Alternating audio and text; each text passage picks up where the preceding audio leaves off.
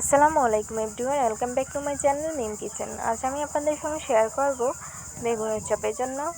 প্রথমে আমি একটা বেগুন নিয়ে নিয়েছি, মাঝখানটা আমি কেটে নিয়েছি।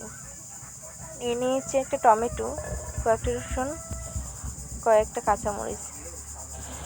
দিয়ে দেব পরিমাণ মতো পানি, দিয়ে ঢাকনা দিয়ে সিদ্ধ করে নিব। বেগুনগুলো আমার সিদ্ধ করা হয়ে গেছে, এখন আমি হাত দিয়ে চটকিয়ে নিব। যারা এখন আমার চ্যানেলটিকে সাবস্ক্রাইব করেন নাই তারা সাবস্ক্রাইব করে পাশে থাকা বেল বাটনটি ক্লিক করে রাখবেন। পরবর্তী ভিডিও নোটিফিকেশন সবার আগে আপনার কাছে পৌঁছে যাবে। যে যেখান থেকে আমার ভিডিওগুলো দেখছেন প্লিজ কমেন্টে লিখে যাবেন। দিয়ে দেব পেঁয়াজ কুচি, দিয়ে দেব ধনিয়া পাতা কুচি, দিয়ে দেব হাফ চা চামচ হলুদের গুঁড়া,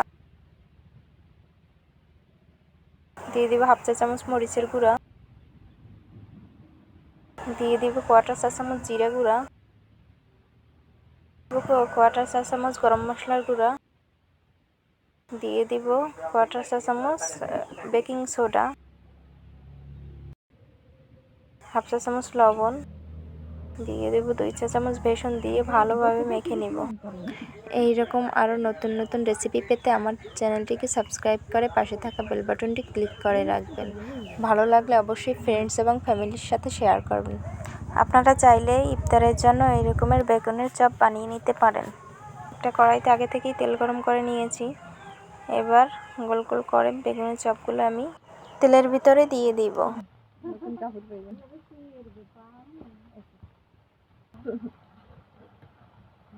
এবার উল্টিয়ে দেব।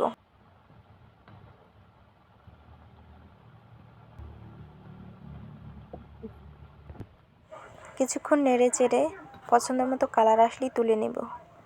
ভেজে নেওয়া হয়ে গেছে, তৈরি হয়ে গেছে আমাদের বেগুনের চপ। বাসায় একবার হলে ট্রাই করবেন এই চপটি, খেতে কিন্তু অসাধারণ হয়েছে। আশা করছি আমার আজকের ভিডিওটি আপনাদের কাছে ভালো লেগেছে। তো আজকে এই পর্যন্তই। সবাই অনেক বেশি ভালো থাকবেন, সুস্থ থাকবেন। আল্লাহ হাফেজ।